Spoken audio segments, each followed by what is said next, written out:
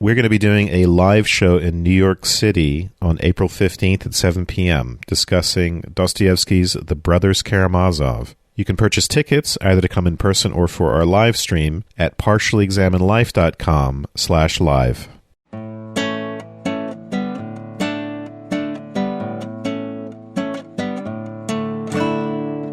You're listening to The Partially Examined Life, a podcast by some guys who at one point set on doing philosophy for a living, but then thought better of it. Our question for episode 311 is something like, what is the wisest way to understand and act in the world?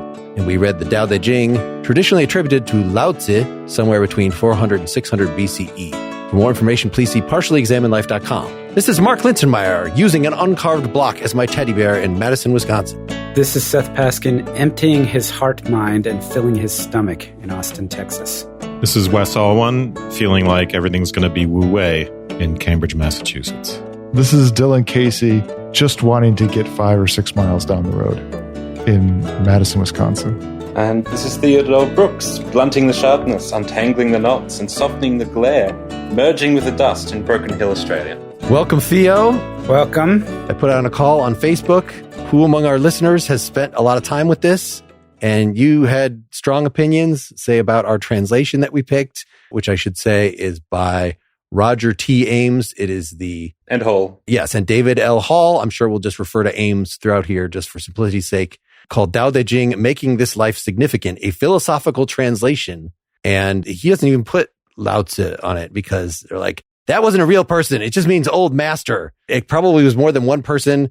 They don't even have plural versus singular in the ancient Chinese. So, of course, he mentions it in the intro, but like it's not on the spine. It could actually be also a pun or a bit of a play because the zi can also be used to represent the child.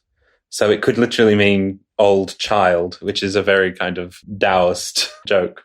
Theo, Mark said you had very strong opinions about this. Is that characteristic of you in general or just about this thing? Are you someone who characteristically has strong opinions? Oh, well, that would be very un-Daoist. No. I mean, Ames was good for me to read because I tend to read the text as a much more cynical mirror for princes. He's reading it much more sincerely, perhaps making it much more usable by Daoist philosophers as well, patching up the deficiencies in Daoist philosophy using the Dao de Jing, which is not invalid because there is a lot of Confucian stuff in here as well. It kind of depends on what chapters and what weight you give those chapters. He reads it against the grain as far as I see it. I'll claim responsibility for picking this translation just because we had read it of the Analects when we did our Confucius episode. It was recommended by our guest Xu Shen, who's actually going to be the guest on our next episode here.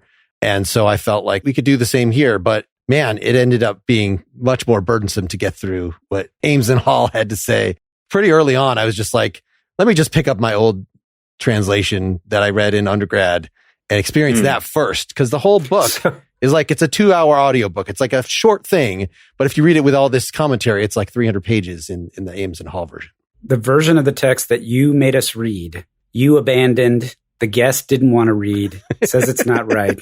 This better not be 2 hours of us talking about fucking translation choices. It's only 135 pages with the excluding the introduction. So with the commentary. But it felt like 300 pages. 80 pages or something to get through that. Yes. Oh my God. You guys really, was it that bad? Did you read it? Yeah. Wasn't that terrible? He quoted Whitehead a lot. It read like Whitehead, I felt like. Which is why it was awesome. We don't have to concentrate on the commentary, obviously. The reason I didn't want to do this long ago, why we did the Chuang-Tzu instead of this, was because I knew that it's a very terse text. There are lots of different readings. As I got into the prep for this, I was appreciating like, okay, that's actually one of the interesting things about this is it's been translated so many times. It's been used for so many things. The original Chinese characters are so ambiguous. Again, no tenses, no singular versus plural, multiple source versions of the text that have differences between them. Parts of it. Is this even written by the same author? It seems, so if you assume they're all written by the same author, then you want to make them harmonize. If you think it's a collection of sayings, then you don't care about that. Just so many hermeneutic questions in just approaching this. It's hard to get through all that thicket and decide, do I actually like this? Do I actually think this said something wise that I want to pay attention to? There is ways to make the text, you can add qualifiers to say, this is plural, this is singular and such, but the text purposely doesn't. So it is reveling a bit. Even the language itself has these ambiguities, but I think the poem itself is, or the poems or whatever, is playing into the ambiguities of language. Yeah, I mean, I think that poetic nature of it, and there's a kind of, it feels like a self-conscious, because you wouldn't imagine writing a self-conscious sacred text, right? But writing something poetic that's intended to have a multitude of meanings seems to be done on purpose. I mean, especially with the explicit contradictions, right? There's this putting things juxtaposed against one another on purpose for the sake of trying to get at something that I would interpret as getting at something that is hard to say, but the attempt is to get at it poetically. It's not unlike the older parts of the Bible in Aramaic and Hebrew, which are ambiguous in certain ways, not to the same extent, but the virtue is not that it's ambiguous from the perspective of fixing a meaning, but that it's fecund from the perspective of interpretation. So ambiguity is only seen as a vice from the perspective of somebody who's trying to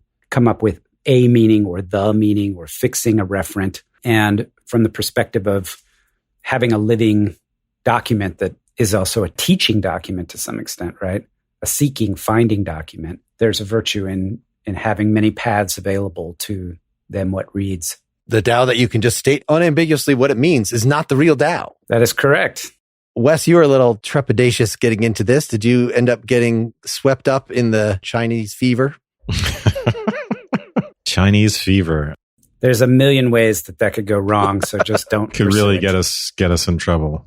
I wasn't trepidatious, but I guess I'm probably the least excited about Eastern philosophy, and it's more generally anything that's religious or seems like it might be a form of mysticism. But each one I've done, I've enjoyed, and this one I enjoyed as well. It's short and sweet.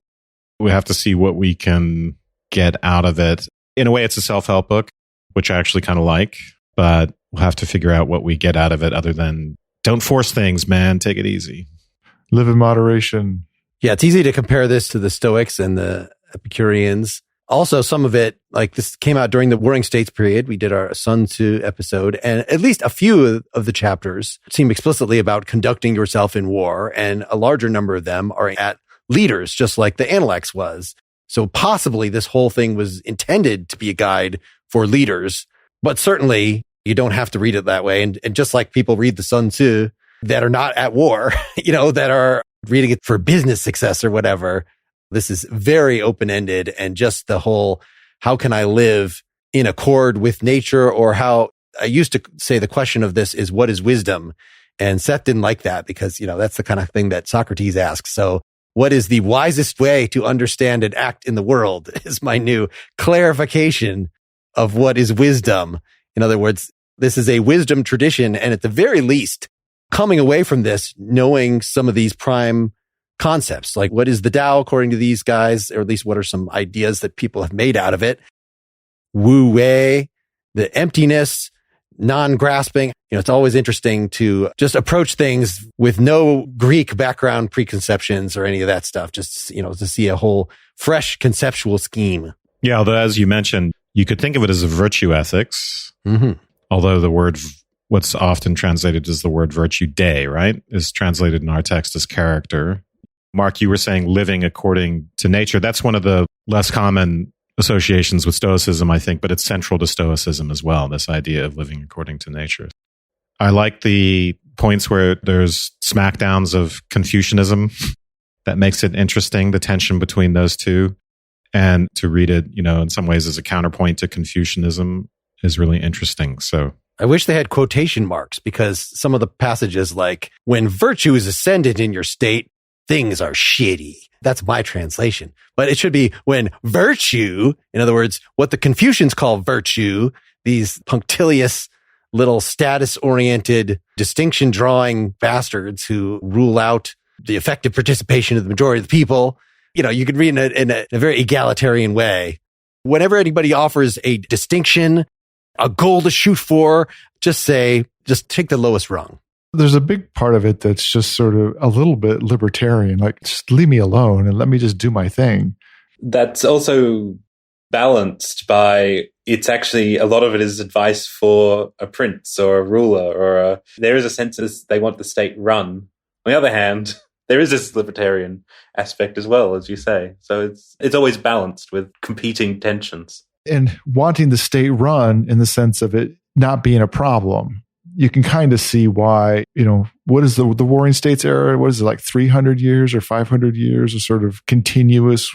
Depends how you count it, yeah. Continuous war going on and instability. And it's not the only lens you can interpret it in, but you can definitely see somebody sitting around saying, look, you state leaders and stuff like that, you're such a pain in the ass. You're constantly mucking things up. I just want to sort of do my thing. And you're constantly interfering with stuff. You're interfering with each other. You're interfering with me. You're making my life difficult. Your job is just to keep things simple and tranquil. Yeah, less is more, right? So the idea of running, what does it mean to run a state? That changes. The head of state, in a way, is only supposed to lead by example, or they should have to do nothing, essentially. You could remind a little bit of anarchism and who did we do? Kropotkin? Mm-hmm. So for Kropotkin, revolutions were dangerous because the status-oriented people would rise up afterwards and take over, and people would starve to death, when really what you want is this emergent force to take over people's sort of better natures that will emerge if they're not being suppressed. In a way, I think that's what I think leading means in this context from those passages about princes. It's a matter of doing nothing and somehow letting the natural order emerge as it's inclined to do when it's not messed up by people. Yeah, I'm not sold on that amount of passivity and that characterization. I don't think it's doing nothing and letting things happen. I think there's a kind of shepherding concept to it. Mm-hmm. Shall we read the passage? Please. I will link folks to, I just found it helpful, at least when I was going through like the first dozen or so.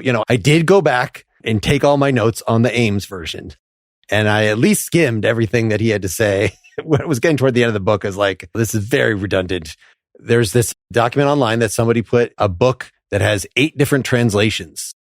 If a word looks weird, just look at how a bunch of other people phrased it. And you'll probably find one version that makes sense to you. I found that I don't want to make that our exercise here, Seth. Sorry. I assure you, I do not find that the most interesting part, but I think it's part of the experience. And I started looking at other translations as well, because when you see phrases like institutionalized morality, you realize that this translation is doing something a little bit different. And there are lots of other phrases like that.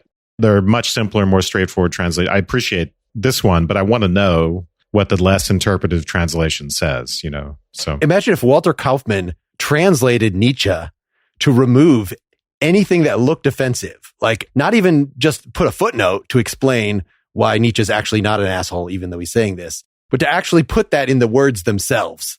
The relationship between the ancient Chinese characters and what we have now, I think it gave Ames and Hall the opportunity to do that in a way that nobody would do with a modern text.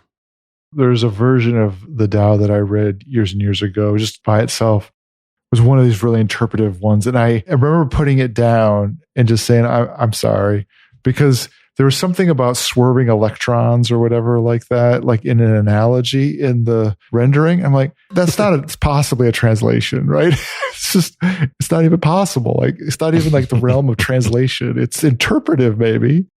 All right. So let's read some politics to get into this. And then we'll talk about the hard stuff, the Tao itself, later. I have 17 in mind. With the most excellent rulers, their subjects only know that they are there. The next best are the rulers they love and praise. Next are the rulers they hold in awe. And the worst are the rulers they disparage. Where there is lack of credibility, there is lack of trust. Vigilant, they are careful in what they say. With all things accomplished and the work complete, the common people say, we are spontaneously like this. That word spontaneity, that's why I was talking about emergence. The whole idea of wu wei, which is, what's it commonly translated as? Non-action. Non-coercive action, something like that. In this one, it's about not forcing it, or coercive action. Yeah. But anyway, obviously, it's not advocating complete inaction, or is it? But it's a matter of how action is done, whether it's forced whether it's top down or spontaneous. Wu Wei is a real problem because it does literally mean not action, but no one wants to really read it like that unless you have acquired de as a kind of spiritual force, and therefore you don't need to act because it just resonates. But I think it is doing very small things that aren't noticed. So minute things, I think, is kind of the essence of this passage. And you also have here on the third last line, slow to speak idea. So we even have the sage speaking, but very carefully. So we also have a problem of the Daoist is not attached to language, but uses it in some very strategic sense. I was also kind of on this, I wrote down, yes, minister, if anyone had seen that. And you have the civil servants who always have to get the minister to think that every idea was his own idea. So it's that kind of political strategy or just getting others to think that acting a certain way was their own idea. So that's a bit more of a cynical, perhaps. It's not cynical. That's called people management. That's how you operate in any sufficiently large organization, church, government, business. You will encounter people with whom you can only have a productive relationship if they're convinced that they're the ones making the decisions or having the ideas, regardless of who else has them. And one strategy is to fight that and to point out they're wrong and to create strife. And the other is to get them to be convinced that they have the idea that you want them to have. I think for passage 17, are we supposed to get the idea that the people are being manipulated? No, I don't. That they're being flattered? I don't think so. So the common people say, we are spontaneously like this. It's a question of agency. It's not a top-down order where someone says, okay, here, I set the laws, and this reminds me of Hart a little bit. You have to do it or you're in trouble. Hart called this internalization, where people actually accept the norms, right? They're internal. We accept the norms as having a certain kind of authority. But in this case, it even seems to go deeper than that. It's almost like, well, this is just the way we naturally behave. We don't steal because who does that? Now, which is not to say there aren't laws. They just don't feel grafted on and discordant with people's natural impulses. The impulses and the habits line up with the legal apparatus, let's say. The first part of it in my translation, full disclosure, I mainly read the Hendricks translation, which is the one that I had on my desk because I didn't get the Ames translation in the mail in time, and I can't stand reading things on electronically. And it comes free with the gin, so it's terrible. The Hendricks was pretty good. It's one of those 8 in the thing. Yeah, the first 3 things, you have the highest, the next highest, the next one, and then the ones at the bottom. It's a kind of ontology of rulers, or at least a taxonomy of rulers. In the middle, where the first one is, the highest kind of rulers, those below them simply don't know that they exist. There's leading happening, but you don't know that you're being led. And then all the way down to the bottom, where the bottom kind of rulers, everybody just ridicules them. They just know they're just full of crap. They don't pay any attention to them. And the key here in the middle is when trust is insufficient, there will be no trust in return. So there's a kind of exchange going on between the leadership that is the foundation of this natural activity. And in my last line is, yet the common people say, these things all happen by nature, which is aligned with this notion of spontaneity and living naturally. But that's the condition of the well-balanced state, is that things are happening and the activity of the social life is kind of a natural activity. It's interpreted naturally. You can get your intuitive sense of what to do in a natural way. You can get those cues. You're not fighting against the leadership and saying, what the frick, why did they do that? This idea of credibility, it reminded me of ethos, right, in the Poetics, where there's a certain kind of moral authority involved in what you say that can be persuasive. So it's not just about reasoning with someone and saying, here's my deduction, this is why you got to do X, Y, and Z. It's something about your character, which is evident and which is persuasive. So when you say the most excellent rulers or subjects only know that they are there, and then you connect that to the line about credibility, you can think someone might be just ruling with their character, right? The spectacle of their character. And again, the idea of leading by example, I think is relevant there.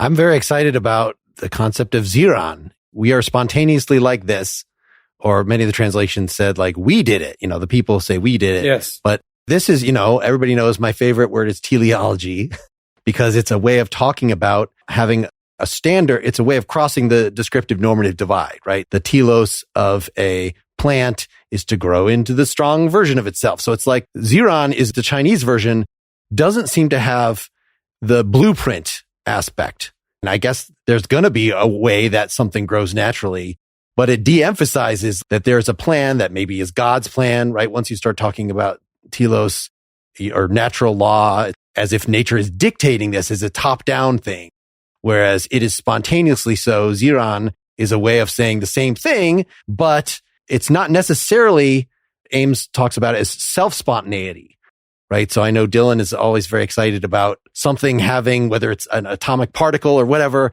having its own built-in causality. Ames really emphasizes a more ecological picture. So whereas teleology focuses on, well, it's mainly the DNA of that plant. Like, yes, it requires the water and the air and everything to grow right. And it also requires maybe a ruler. It's not just doing nothing and letting the plant do its thing, unless it's a weed. But, with cultivated plants, it's providing the right environment. Yeah. I just like this new way of carving up the world so that you're talking about a spontaneity. Maybe its focal point is the individual thing, but you can talk about it in terms of a society. And the characters around the two characters, literally a self-so. So it's wondering how much we should call that nature, because it does actually, as you say, kind of apply to anything you want it to. It can apply to the family unit if you're thinking Confucian lines along with Ames, or the society or anything like that. The tension I have in 17 is whether people are being led by example, by being just allowed to harmonize their own self-beings with each other, being led back to a natural state, or if they're actually being led somewhere. They say, this is how we are, but it's a second nature, almost, that the sage has led them to. I think you can get some more of that, I'll call it darker interpretation, if you look at 18 and 19.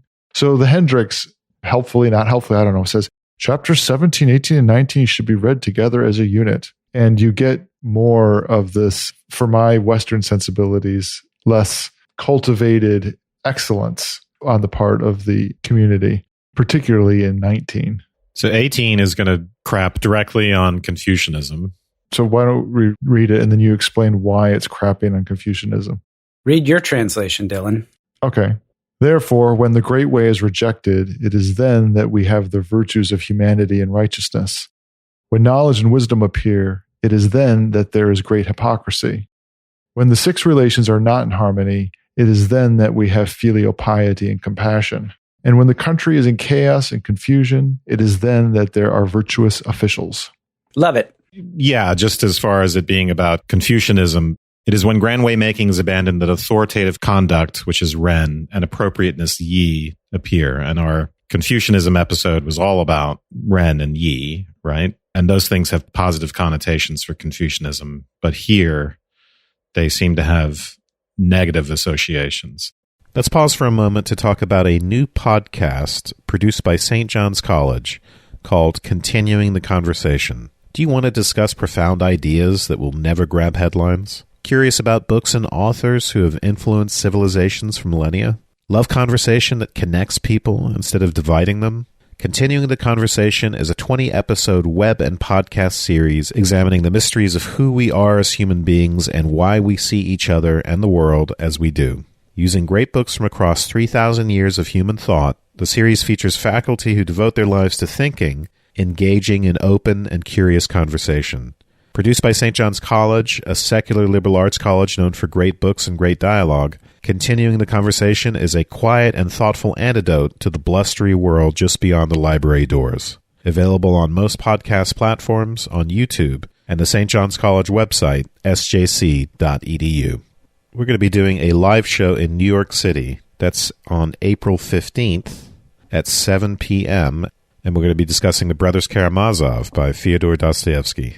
Last time we did this was a lot of fun. We basically filled the room, about 100 people, at a cool little club called Caveat on the Lower East Side, and afterwards we went out with some fans for drinks. So if you're in New York City or you can get there, you should come see us in person. If that's not possible, the show will also be available by live stream. In either case, you can get tickets at partiallyexaminedlife.com/live. Ames's take is like many passages in here. It's about the yin yang. It's about the book of change. It's the interpenetration of opposites. In other words, whenever you have one thing, like a Confucian, you want to make distinctions and you want to say, this is the good, that's the bad. Do the good, neglect the bad. Of course. That seems to just like follow from like what ethics is. And it seems like the critique is that, well, whenever you do that, you sort of freeze things and you're not being flexible enough, right? You reify what maybe is good in this situation. I mean, it's really sort of an optimum is something that Ames uses a lot. Like you don't say there's a hard and fast division in the world between the optimum and the unoptimum. And Ames goes so far as to say that whenever you distinguish an opposite, maybe this was one of the other secondary sources. Anyway, you're really just picking out a single distinction. Whenever there's day, there must be night. So you can't just try to clutch to the one and neglect the other. They come as a package. I mean, I like your anti-Confucian one. Well, when there's Ren, in other words, virtue in quotes, then like there's no real virtue because there's just this nominalist nodding respectfully to virtue, but, you know, not actually feeling it with your heart. I like that interpretation. I mean, this is the way Ames, of course, takes it as well. Like this is an anti-Confucian polemic in his commentary. But the idea is that, you know, all these things that Confucians value, authoritative conduct, appropriateness, even things like upright ministers, they seem good on the surface, but they're indicative of a rot underneath. You wouldn't need them if things were happening, for instance, spontaneously, if things were happening according to nature, or according to the way, or in his first line, grand way making. So you don't need upright ministers unless there are troubled times. So you shouldn't be celebrating, oh, what a great minister they are. You should be thinking, why would we need that? What's going on? What's not functioning correctly, Mark, to get at your idea of teleology, that we need this top-down management? There was a hook in Dylan's translation that I think made this ring more true. I think you used the word righteous, Dylan. Yeah, that was in the first line. Ye. We suck Seth into the translation. Motherfuckers. See, what I'm going to do is I'm going to elevate that translation point into something philosophical, conceptual, spiritual, emotional, and give it all to us in one unified package. That will make you truly successful. Go ahead. Jesus. I mean, 14 years, Mark, with the puns.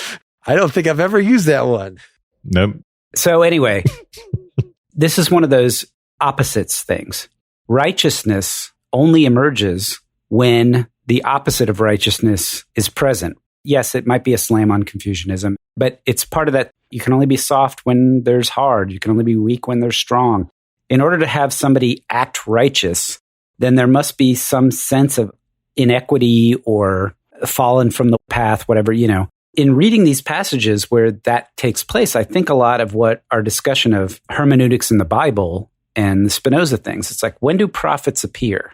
Prophets appear when people have fallen off the way of the path of God, right? So it's like, you got a golden calf and then suddenly you get Moses, or you got this and then somebody else comes in. What's interesting is that in the Western tradition, we take that as prophets are actually explicitly called out as their whole job is just to say, hey, you told us to do this, but you're doing that. You're doing the opposite. And you recognize that a prophets only arise when times are bad. And I feel like there's a really tight synergy here with the Dao de Jing, where it's saying, if you're in a place where prophets arise, things must be bad. They're out of order. The equilibrium is whacked. But if you take the prophet as something other than what it is, which is just a sign of disorder, a sign of disequilibrium, you're missing the point. I think the prophet is a good analogy, except I think there are some connections between Daoism and shamanism in some forms. So it's really more about spontaneous natural feeling versus external rules of conduct. This is the way Ames puts it in this commentary. So all of these things, upright ministers and authoritative contact and appropriateness, these represent kinds of externalities of behavior, top-down forces of control that only need to arise when people's natural propensities have become corrupt. Interesting. Okay. So we can take them as like pure symptoms. And also whether we're talking about Ren and Li as actual Ren and Li, or it's just the discourse. Once people start talking about righteousness and benevolence, that's the problem. But if we didn't talk about randomly, then maybe in some sense we are naturally humane. Or it could be that the very ideas don't actually match onto the pure natural way, which is a bit more amoral or a bit more out there. Even more than just being signifiers. When you have good ministers, I think the Dao de Jing is basically saying doesn't just signify that something's gone wrong, they're actively making it worse. So there's a kind of accelerant. So the Confucians, they see the problem and they try to fix it. And the Daoists are saying, well, every time you try to fix something, you make more distinctions, you befuddle people more, you make more crooks, you make more war, because you insist upon the good. So there's, I think, an acceleration. We need less government, not more. Exactly. But the criticism doesn't sound like it's one of doing nothing exactly. It's more of a criticism of the kind of intervention that they're talking about. So when you say that when knowledge and wisdom appears, then that there's great hypocrisy. So you see this in 19 and several other sections, that the veneration of certain kinds of distinctions socially then leads to the very problems that they're trying to solve, and that the criticism, I guess it's a criticism of Confucianism, is that the mode of solving those problems is to further venerate the things that are the source of the problem itself. It's not an indictment of problem solving per se. It's an indictment of the particular kind of problem solving, because in this, it would say that, well, when the great way is rejected is then that we have the virtues of humanity and righteousness, or going with the aims, or sort of combining it. Say, when the great way making is abandoned, that authoritative conduct and righteousness appear. The indictment is we need to be more in line with the way the world is. That's the great way. And it's when we're fighting against it and we're trying to prescribe to it, which is these cultivation of knowledge and wisdom, then and veneration of them, we run into problems, especially socially. Let's just say one more thing about 19. So he says, cut off authoritative conduct and get rid of appropriateness, and the common people will return to filiality and parental affection. I thought that was worth mentioning because it substitutes something more formal and impersonal for something familial and something that's more personal, which I'm not sure I like that idea, right? Because the whole point of our justice system, it's based on the idea of impersonal relationships between people. And it's not like the mafia where it's like you're in the family or you're out of the family and we do things because we love you or because you've betrayed us and things like that. That contrast between the Confucian conception and this Taoist conception, whatever it is important. There's something about these more natural affections. But I think that you just highlighted something, Wes, that there may be a sanguineness about the Daoist criticism, right? Which is like, well, we just need to be more in tune with the way things are and not try to be messing things up so much. It may be that there are conflicts, that the interpretation that by going along with the way there will be no conflicts is just not the right way to think about it. Theo, did you want to lead us back to the way? Get us back on the path? Chapter 1? I was going to take us just back to chapter 3, which is the first one that's overtly political. So we're edging close, because I think chapter 1 is so hard. You could talk about chapter 1 the whole hour, and we should be more prepared. We've already thrown in terms like the Great Way, and I think we're by context leading people toward pointing at the Tao, the way. We're going to let the way emerge spontaneously and not try and fix its reference. All right. Theo, you want to read number 3? I'm actually reading from Ivanhoe 2005. So, not paying honor to the worthy leads the people to avoid contention. Not showing reverence for precious goods leads them to not steal. Not making a display of what is desirable leads their hearts away from chaos. This is why sages bring things in order by... This translation has opening people's hearts. You can also say emptying people's hearts and filling their bellies. That's what it is in the Ames. Yeah. Yeah. They weaken people's commitments and strengthen their bones. They make sure that the people are without ji, knowledge, or desires. And those with knowledge do not dare to act. Sages enact non-action, and everything becomes well out-ordered. So this is explicitly, we have Wu Wei. Yeah, we have a few different Wu forms here.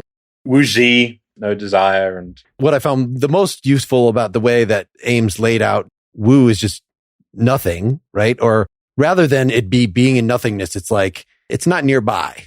So it functions grammatically usually as just a negation. So not this. But I think the most useful translations I've got, I think what you kind of absence and presence. But in a sense, I think the Laozi wants you to think of the absence as absence of form, and that it is actually inexperience, that you can access the Wu through the Dao, which is a form of experience. So it's not far away. It is actually here. Well, we get all these associations between emptiness and potency in this too, which we'll get to.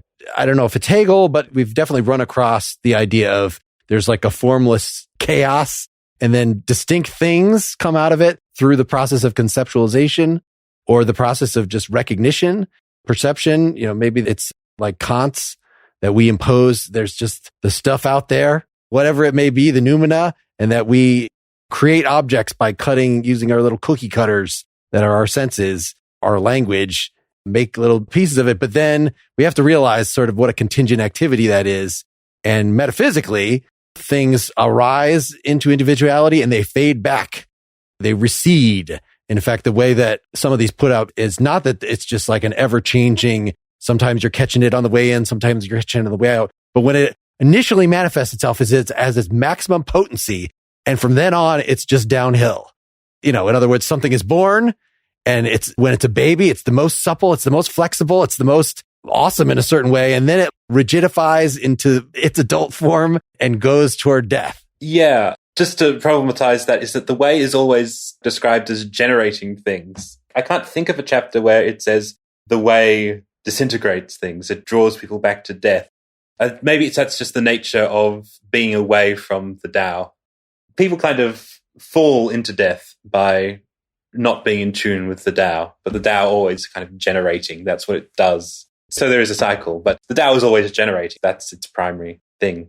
I'm getting away from the politics. Yeah, so if we go back to the politics, in the Ames translation, it is for this reason that in the proper governing by the sages, they empty the hearts and minds of the people and fill their stomachs. I think in one of the commentaries I read, I don't know if it's Ames, but there's mention of at some point in history, a bunch of books being burned, unless they had to do with farming and other practical things. This is well after the Daodejing head of form. It's one of the ways it's been interpreted. Yeah, so that would not be such a great way to interpret it.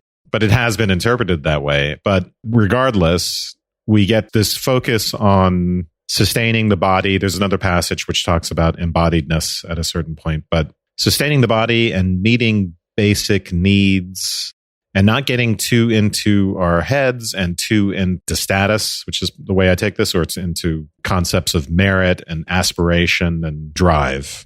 So objectless in their desires, that's how Ames translates Wu Yu, to be desireless and do things non-coercively or through inaction. So sounds very Buddhist. And right, I guess one of the myths surrounding this is that Buddha met Laozi or is Laozi or was influenced by Laozi or whatever you want to say. But a great story. So by theory, this was written by Laozi as he left China, stopped at the Western Gate, left China because it was too much bother. He wasn't going to be let out of China until he wrote down his wisdom. But because he went west, when Buddhism finally came to China, all the Daoists said, oh, he must have just gone all the way to India and been the Buddha. So Buddhism is just derivative to what we've been saying all along, which is great. I think filling the bellies definitely speaks to, because if one's hungry, one generates desires. And usually for the Daodejing, I think language generates desires.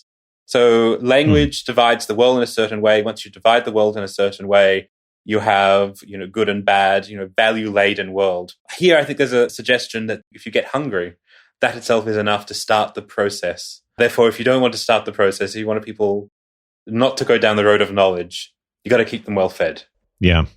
Yeah, I mean, we're getting into the ethics here, but, that's sort of tied in with the politics because it's supposed to be like the leader acts according to Daoist ethics, and then tries to inspire in the people these virtues. So that's what he's talking about at the end of here, is that it's doing things non-coercively, making people objectless in their desires, Wu Yu. So that sounds like Stoic not grasping. But what else do you guys make out of Wu Yu? Yeah, I thought of Stoicism as well. None of these externalities are absolutely good or bad. The only thing that could be good or bad is one's state of mind, one's own virtue, actually. You lose that, then you've really lost something. If you lose your wife or your job or your house, you haven't really lost anything. Those things might be preferable or not preferable, but they're not absolutely good or bad. So you take on this state of mind that recognizes that those things aren't to be desired in the way that one has typically desired them all one's life. So maybe fixated would be the opposite of objectless. It's not that you literally want nothing in particular. Having desire is a way of engaging the world. I think of it as idealized, right? And even in our existentialist readings, this is talked about a bit with Simone de Beauvoir. You see these externalities as things that will fill the lack, or they seem to promise to do something that they're not actually really going to do. So you idealize them and you give them a value that they don't actually really have. It makes me want to read some of these categorizations of the different failures of certain social beings the way Beauvoir does, like the serious man. Exactly. There's also a way in which you're desiring because things are objectified. They're made objects. But while one is in the Tao, everything is process. The Dao de Jing doesn't really talk about death. Zhuangzi does a lot more. But if you see things as processes, it's not so sad when they change into something else, rather than when an object breaks, that object has been destroyed. That's not how you should see things as a Daoist sage. So you could be seeing things as objects, and that is to desire them, because that's all tied together. And so is this Wu Ji, unprincipled in their knowing is the way it's translated here. I mean, I was interpreting that as kind of knowledge that versus knowledge how. It's, again, the anti-Confucian thing that if your knowledge is all, I learned taxonomies, then like, well, that's sort of a human invention and is probably you're losing sight of the forest for the names of the specific trees that the arborist has picked out. Yeah, I thought here of Wittgenstein. Sorry to make so many associations, but practice, right, versus explicit rules is one example of that. Know how versus know that. So that's an interesting and fully understandable but wrong association. connection. No. What I thought of here was more, and Wittgenstein's reflection on more. There's a kind of knowledge that falls under a conceptual apparatus. I know that. That's the discourse of philosophy. That is a tree. I know that that is a tree. And there's a kind of knowing, here is a hand, here's another hand, which befuddled Wittgenstein because he's like, I can't dispute that these things are true. I can't dispute that you know them, but there's a certain kind of common sense knowledge about them that is of no use for philosophy. And I felt like what this text was pointing out there is that unprincipled knowing is a common sense kind of knowing. I do think that a knowing that can fall under, although that's a cultured and perhaps cultivated version of common sense knowing, but that's how I saw it. And we should remember that with Wittgenstein, the line between know that and know how is not clear because meaning is use, right? Yeah. And I think he's right about that. The application of a concept is rooted in something that's very much like habit in a way. So I was all ready to go with this know how versus know that. But then I read this. Theo pointed us at this little paper, part of a book by Chad Hansen, Language and Logic. Language and Logic in Ancient China. Yeah, that actually talks about the Confucian version as knowing the distinctions is actually a know-how, right? That's the ideal of Confucian virtue, is to be completely in sync. So you don't even have to spell out, you know, the relationship between you and your superiors and your parents and the ruler of the state and the whole universe. And so you've internalized that you're really good at playing the game. And that what the Daoist is actually doing is pointing out, like we did with Wittgenstein, hey, but that's just a language game. That's not actually you relating to the world. That is like a thing one could do in the world, but it's not the only thing. And in fact, it's a very exclusionary thing if you like put all if you're fixated on that. So it's not even the fact that it's articulated that makes Confucianism bad. Confucianism itself has a goal of unarticulated naturalness. It's just that Daoism is trying to get you beyond any game. That's merely a game. Well, if you like that game so much, I'm going to state the opposite of that. But that's really just a way to get you out of the first game. And ultimately, the point is to be more flexible and not be stuck in any particular game. At least that was Hanson's theory. Yeah, so you have the Daoists who do distinguish, but you're meant to get beyond the distinguish as you internalize it. But that gets you stuck in a single Dao, a single way of dividing up the world. And so one way of understanding Lao Tzu's preference for the dark is just to say, well, this is how civilization always does the positive, more balance. Actually, I think this gets us to the point that we can articulate just in just another 2 minutes here and then end part one, that we've kind of said what the Dao is and what it isn't. I mean, the very first line, somebody read it in their translation. I'll read it. Of one. Waymaking that can be put into words is not really waymaking. And naming that can assign fixed reference to things is not really naming. Did you want me to go farther? Even just give some alternative translations of that. Give your Hendrix. As for the way that can be spoken of is not the constant way. As for names, the name that can be named is not the constant name. So it's much more poetic, right? It's repeating that.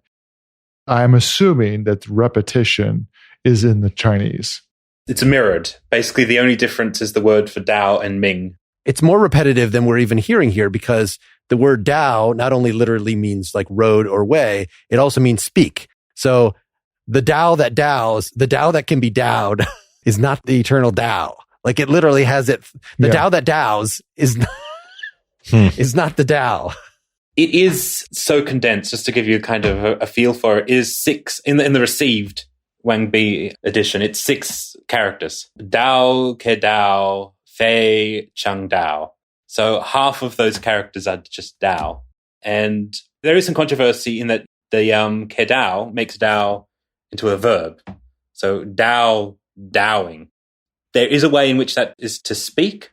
So the Dao that can be spoken of as very often. But a lot of people just go, that's a bit of a stretch. It's the Dao that can be Daoed. So that can be trodden is also a very common translation. So this would come perhaps to like more to that Confucian. Oh, you can take the Confucian path. That is a Dao that can be Daoed, but it's not constant. It's not going to last. It doesn't map onto reality, perhaps. So Fei, Chang, Dao. And Chang can mean frequent than eternal. So eternal is very grand. Or absolute is one of the translates says. And this one has constant. Constant's pretty good. But like a frequency, like a natural rhythm, you might say. I've never seen it translated, but you could almost translate it as a normal way. Like the ways you talk about don't actually track onto the normal ways, the ways that we actually navigate the world. So it is because it's such a condensed bit of writing. And again, as you say, is it the Dao? Is it a Dao? Is it Daos in general? We don't know the plural. We have no definite or indefinite article. So really how you translate the first line is going to tell you a lot about how the translator is thinking about the whole book. If you perceive that this particular Dao in this particular set of circumstances from your perspective is the Dao, then you are mistaken. The Dao that you perceive from this particular vantage point in this particular situation, in this field of focus, with these things happening all at this one time is not the Dao. The different translations suggest very different things. So it's quite confusing. I think that's actually quite liberating. And it was actually one of the things, I know you're all shitting on Ames right now, but he explicitly says, or they explicitly say, this is a philosophical translation. By the way, I'm about to go someplace. This is their version, their attempt to make the Daodejing comprehensible to a Western philosophical audience and let it manifest in a language that theoretically people like we jackholes would understand. But to even dispute that there's some kind of fixed meaning of the original language, is that not being disharmonious and out of equilibrium? Is it not trying to find a constant name for something that does not have a constant name? Isn't it disingenuous to try to read the Dao de Jing and find the meaning of the But we don't words? have to judge it by its own lights. We could judge it by our lights if we want. I think we should leave part 1 with that bit of profundity and let people think about this. And we'll continue on this one line with part 2. If you're a Partially Examined Life supporter, you'll hear it as the next thing in your feed. You don't have to wait. If you're not, go to partiallyexaminedlife.com/support. Become one. Get with the program. Get with the Tao. Get with the way. Thanks.